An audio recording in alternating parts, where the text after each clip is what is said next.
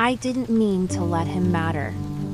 At first, he was just someone who existed on the edges of my life. Someone I talked to when the nights felt too long and silence pressed too hard against my chest. I told myself that connection didn't mean commitment. That closeness didn't have to lead anywhere dangerous. He never pushed. That was the problem. He listened more than he spoke. When I shared something personal, he didn't interrupt or try to fix it. He just stayed quiet, like he was holding space instead of taking it. And somehow, that felt more intimate than touch. One night, he said something that settled deep inside me. I don't promise things I'm not sure I can keep. I appreciated the honesty. Or at least, that's what I told myself. I didn't realize then that I was already adjusting my expectations around his limitations. That I was making room for someone who wasn't sure he could stay. We developed a rhythm that felt safe. Messages without urgency. Conversations without labels. Long pauses that didn't need explanations. I told myself this was what emotional maturity looked like, two people choosing not to rush. But safety has a way of disguising itself as distance. Whenever things started to feel deeper, he softened instead of leaning in. His words became careful, measured, like he was afraid that saying too much would create something he couldn't control. I noticed it in the smallest moments. The way he changed the subject when I talked about the future. The way he smiled instead of answering questions that mattered. "You think too much," he said once, gently. Maybe I did. Or maybe I was sensing something he didn't want to name. I told myself that not everyone loves loudly. That quiet didn't mean absence. But part of me already knew. This kind of quiet was teaching me how to want less. The first crack appeared when I needed him. Not dramatically. Not desperately. Just one of those moments when you hope someone will choose you without being asked. I told him I was having a hard day. He replied with kindness, but from a distance. Words that comforted without committing. Support that didn't require presence. "I'm here," he said. But he wasn't. That was when I understood the difference between availability and consistency. Between being kind and being reliable. I didn't confront him. I didn't want to be the person who asked for more and scared someone away. So instead, I swallowed the disappointment and told myself I was overreacting.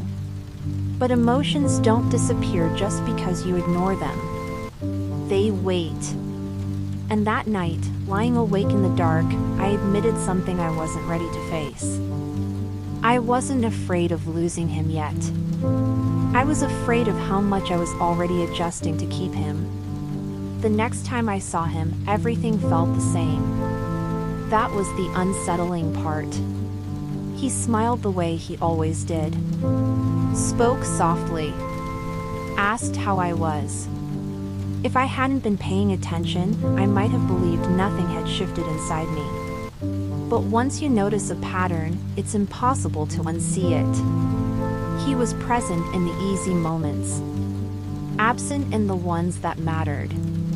We sat together in comfortable silence, and for a while I let myself forget. I watched his hands as he talked, the way his fingers traced the edge of his glass, restless but controlled. I wondered what it would take for him to let go. I didn't ask. I was tired of being the only one brave enough to lean in. I started pulling back without meaning to. Not to punish him. Not to test him. It was instinctive, a quiet self-protection that didn't need permission. He noticed immediately. "You feel distant," he said, searching my face. I wanted to tell him the truth. That distance wasn't something I created, it was something I learned from him. Instead, I shrugged. "I'm just tired." He nodded, accepting the answer too easily. And that hurt more than if he'd pushed. The moment that broke me wasn't loud. It was small and forgettable, the kind of moment no one else would notice. I told him something I'd never said out loud before. Something fragile. I waited for his response, for the reassurance I needed without asking for it. He hesitated. "I don't know what to say," he finally replied. And just like that, the space between us widened. I smiled, pretending it didn't matter. Pretending I hadn't just handed him something delicate and watched him set it down like it was too heavy. That was when I realized. Loving him felt like constantly translating myself into a language he refused to learn. After that, I stopped offering pieces of myself freely. Not because I didn't want to share, but because I was tired of watching parts of me go unanswered. I learned how to keep things light. How to smile through conversations that skimmed the surface instead of touching anything real. He seemed relieved. And that told me everything. He liked me best when I needed nothing. When I asked nothing. When I fit neatly into the space he was willing to give. I wondered if he noticed the trade I was making, depth for peace, honesty for stability. Maybe he did. Maybe he just didn't know how to stop it. One night, he admitted something without realizing it. We were talking about relationships, about what makes people leave.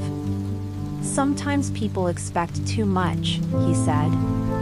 "Love doesn't have to be intense to be real." I stayed quiet, letting his words settle. He wasn't wrong. But he wasn't right either. Intensity wasn't what I wanted. Presence was. I wanted someone who didn't disappear when emotions showed up. Someone who didn't treat vulnerability like a problem to manage. And in that moment, I knew he wasn't that person, not because he didn't care, but because caring scared him. The truth became impossible to ignore. Every time I needed reassurance, I gave it to myself instead. Every time I wanted closeness, I told myself not to want so much. I was learning how to love quietly, carefully, without making noise. And slowly, I started to disappear inside that silence. I didn't confront him. I didn't accuse him of anything. I just paid attention. And what I saw was clear. He wasn't choosing distance over me. He was choosing comfort over connection. And I was the only one paying the price. The realization didn't come all at once. It unfolded slowly, in moments that felt too small to matter on their own. A message left unanswered a little longer than usual. A change of subject when things turned personal. A gentle deflection wrapped in kindness. None of it was cruel. And that was what made it harder to leave. He wasn't doing anything wrong. He just wasn't doing enough. And I kept asking myself when not enough became a reason to walk away. I finally said something the night I felt loneliest sitting right next to him. The room was quiet, the kind of quiet that asks questions you don't want to answer. "I don't think you see me," I said, my voice steady despite the way my chest tightened. He looked surprised. Not defensive. Just confused. "I'm here," he replied. And that was the problem. Being there wasn't the same as being present. Being kind wasn't the same as being invested. I wanted to explain that, but I could already see him shutting down, retreating into himself. "I don't know how to be what you need," he admitted softly. That was the most honest thing he'd ever said to me. I didn't respond right away. Because the truth was just as hard for me to admit. "I don't want to need less," I finally said. The words hung between us, fragile and final. I wasn't asking him to change. I was acknowledging that I couldn't keep changing myself. He nodded slowly, like he understood, even if he didn't know what to do with that understanding. That night, I went home alone and sat in the dark, realizing something painful and freeing at the same time. Love shouldn't require you to make yourself smaller to be acceptable. And I was done disappearing for someone who never asked me to stay. I didn't leave immediately. Not because I was unsure, but because endings don't always need drama to be real. I stayed long enough to be certain that I wasn't walking away out of fear, but out of clarity. He noticed the shift before I said anything. The way I stopped filling the silence. The way I no longer softened my words to protect him from discomfort. I was still kind. Still present. Just no longer willing to bend. "You're already gone," he said quietly one evening. I looked at him and realized how strange it was that he could sense my absence now, when he'd been living with his own emotional distance for so long. "I'm still here," I replied. But not like before. And for the first time, that didn't feel like a loss. The goodbye was simple. No promises to stay friends. No dramatic confessions. Just honesty, spoken without anger.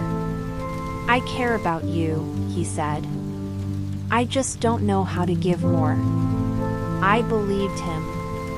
And I believed myself when I said, "I need more than care." We hugged, not tightly, not desperately. The kind of hug that acknowledges what was real without pretending it was enough. When I walked away, I felt lighter than I expected. Sad, yes. But no longer confused. No longer shrinking. Sometimes clarity hurts less than hope. Healing didn't happen overnight. Some days I missed him.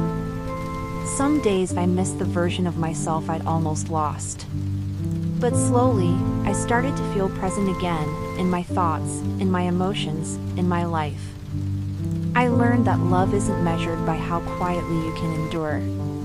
It's measured by how safe you feel being fully yourself. He wasn't a bad person. He just wasn't my person. And that realization didn't break me. It gave me back the parts of myself I'd been giving away too easily. This wasn't a tragic ending. It was an honest one. I didn't lose him. I found myself.